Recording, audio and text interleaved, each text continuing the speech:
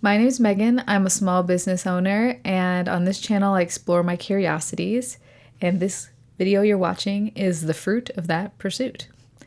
Today, I wanted to talk about being your own algorithm and expanding your mind without the influence of big tech, or as much as you can, not relying on that to give you recommendations, the direction of your media consumption, and also to reduce stress in your life, make your media consumption more purposeful, and make sure that you're actually expanding and learning and not just getting sucked into time-wasting activities and things that you rather wouldn't have done. Now, it's one thing if you just wanted to unwind for a little bit, but I'd venture to guess that if you ever get sucked down a media rabbit hole that you regret later, you would have rather have just stared at the wall or meditated or had a chat with a friend or done any number of things besides wasting 45 minutes on YouTube shorts. Sometimes you get little nuggets of wisdom, sometimes you get a laugh, but if you want to be more intentional with the media you consume and you want to use it for learning and for decompressing in a positive way and for restorative behavior and for more restorative pursuits, I've got some recommendations for you. So hopefully you've got a list in mind of books that you've been meaning to read. Maybe they got recommended to you through a YouTube video or through conversations with people, and that's a really great place to start, of course. Anything that enters your orbit has likely been placed there for a reason. You want to first and foremost follow your curiosities and not necessarily the things that you feel like you have to read. I know there's a lot of challenging books out there. You don't have to crack open War and Peace just because you feel obligated to read a classic. Start with something that's fun. If you loved watching the Pride and Prejudice movie adaptations, you could always read the book and then see what Jane Austen is up to in general. So when it comes to brass tacks, and if you are wanting to start fresh with recommendations, here's what I'll give you. These two books in particular, I really recommend to people because, and this is great for the algorithmic learning, they reference a lot of other texts. So this is a great way to follow your curiosity if you're like me and you're interested in consciousness and accessing the divine and things like that. Read the things that they're referencing and open up your mind. There's an infinite number of paths you could take, which is these two as a starting point. So if you don't know where to start, here's my recommendation entering your orbit and hopefully leading you down a great path. So this is The Power of Awareness, Neville Goddard, and this is Super Consciousness, Colin Wilson. And this came to me in a very organic way, and it's one of my recommendations to you. So I'll get right into that. So first, think about your passions, your interests, and start looking at texts that are in that niche or that people recommend to you. Maybe you love a certain actor and they have recommended a book. I know GQ can be great for that. Watching a GQ video that's got an actor that you like, they recommend you a book, changes your life. You never know. But otherwise, you can literally go to a library and ask for a recommendation, begin reading, and then start reading the text that they reference. If you want to try to do this completely analog, you can do what I did when it came to this book, is I was on a trip. I was in Austin, Texas, and I went to a thrift store, and I just took my chances with what secondhand books they had there, browsed them all, and gravitated to the one that struck me. So this one was honestly a very incredible find, and I think allowing yourself some stillness and some openness and letting things find you can be really helpful in curating your own algorithm offline, and it's obviously not Google hitting you with these recommendations.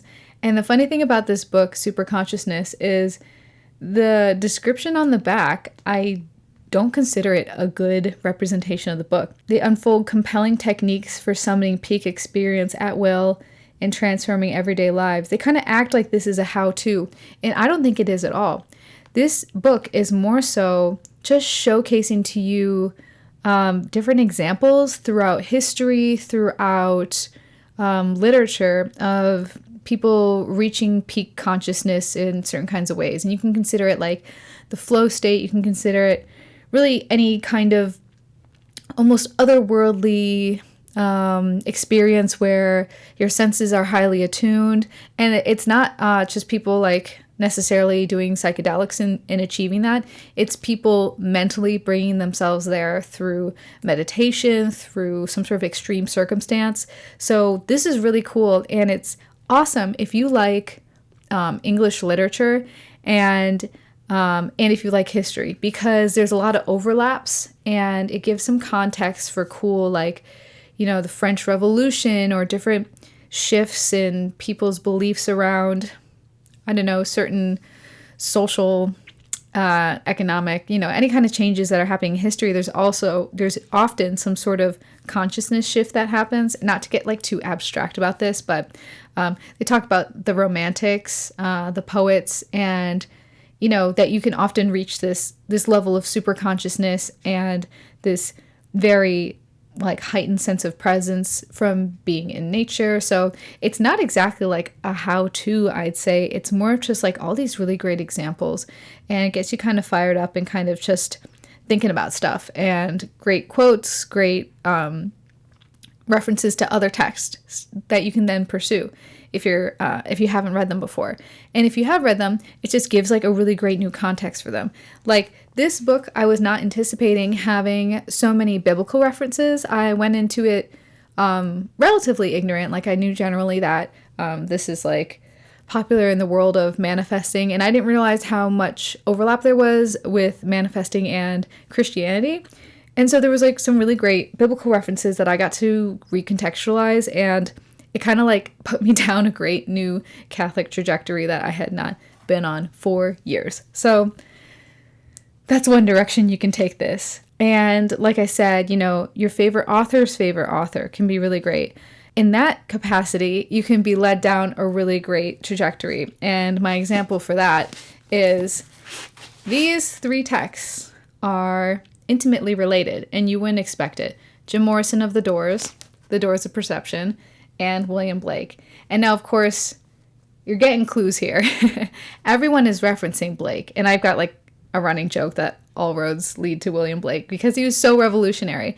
He's referenced in like everything when it comes to consciousness. Jim Morrison was an avid reader of William Blake. He named his entire band after a pull quote from The Marriage of Heaven and Hell. Same goes for Aldous Huxley. He's referencing the same line because it was such an astute piece of poetry. So going down this rabbit hole of, all the roads that lead to William Blake can be really, really fruitful.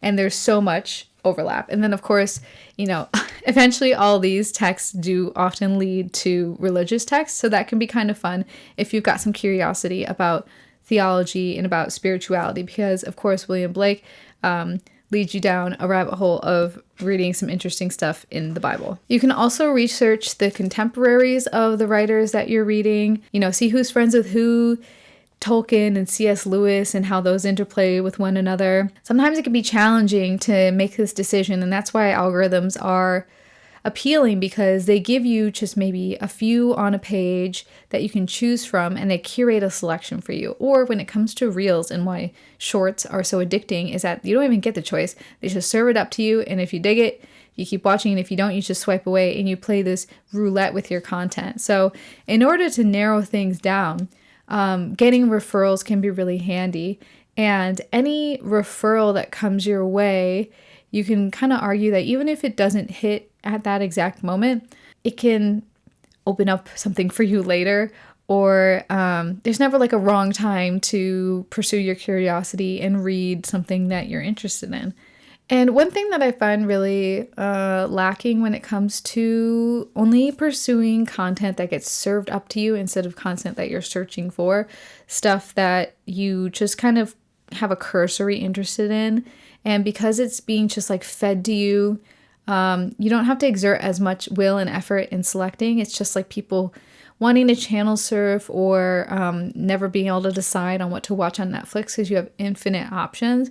So it's nice if the algorithm can curate something for you. But when you're able to pursue the analog chain of these conversations, you get a broader historical context often.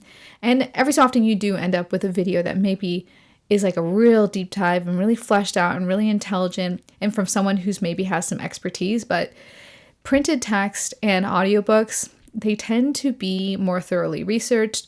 They are subject to peer review. They're subject to reviews. You can look in comment sections, but you see like half-baked ideas or misinterpretations, or it's not hitting the right audience. But when it comes to these books, you're hoping that the people who are in conversation with these texts have a little bit of an idea of what they're talking about. And because there's more effort in publishing and editing and all of that, there's a better chance that these are well thought out and well researched. Not guaranteed, but there's a better chance. And that's why you can see these ideas in conversation with one another, and you can often read the forewords of text to give yourself some historical context that can be really helpful.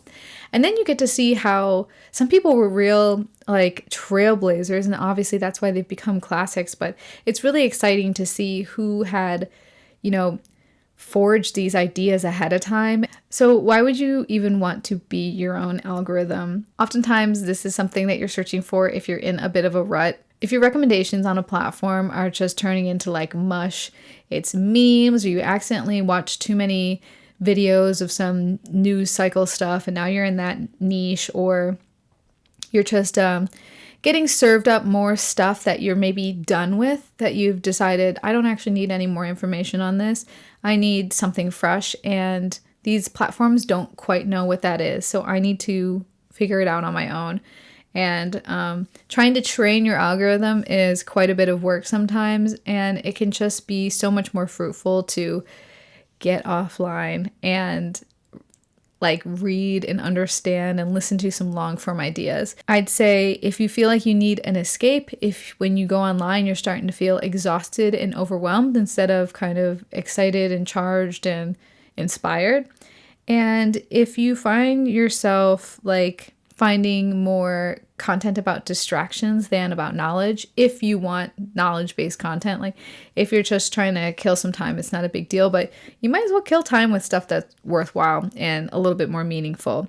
And then if you're in a phase where you want to develop your own philosophy and you're just keep encountering lower frequency content, not to get like metaphysical about it, but stuff that is just like, it seems like 3 levels lower than where you are right now, you'll probably need to expand into some other older, more renowned texts. And you'd be surprised how often people 100 years ago, people 1,000 years ago were having the same problems that we are. And right now, maybe the volume's turned up or the distractions are higher than ever, but it's the same core issues. It's the same core philosophical, existential crises. So you don't need to reinvent the wheel and watch 10 pseudo-intellectuals hitting you with, new wave information. You can just go to the source and maybe generate some new ideas of your own instead of having one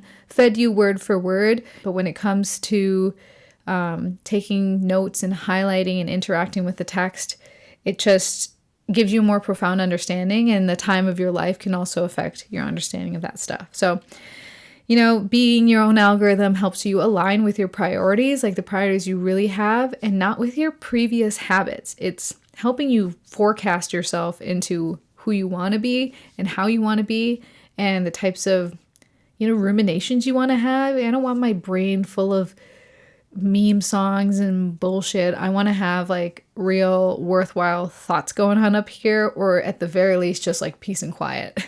What's your next step? Obviously I mentioned some ideas, but at the very least just write a list. And you probably have a list. So you probably have a list of things you've wanted to read, and you should go down that pipeline. And if it's not books, I know I've been talking books a lot, but you can do this with film, and I think this is really great. I was just rewatching 500 Days of Summer last night, and that's like a movie for people who like movies, and there's a lot of references within the movie, and especially there's a whole scene where the main character's in the movie theater. I don't know how to explain it. Basically, there's like references to French existentialism, and like he's placing himself in them, so you're seeing him act out these like French films. And I actually haven't seen a ton of French films, but I know exactly what they're referencing. Yeah, I mean, stuff like that. Just see who's being referenced and what, and go down that pipeline. I think that opens up a whole new world. And then it makes sure that the things that you're creating, if you're creative, they aren't derivative or tedious or just overdone. It gives you a fresh take. And especially with your unique perspective, you can really grace people with something original and come out here with a worthwhile idea. So yeah, make your list, or, ask someone you know and trust for recommendation, or listen to a podcast of someone that you respect and keep an ear out. See what people are referencing, what they're quoting, and just pay some more active attention to that, and then pursue those curiosities.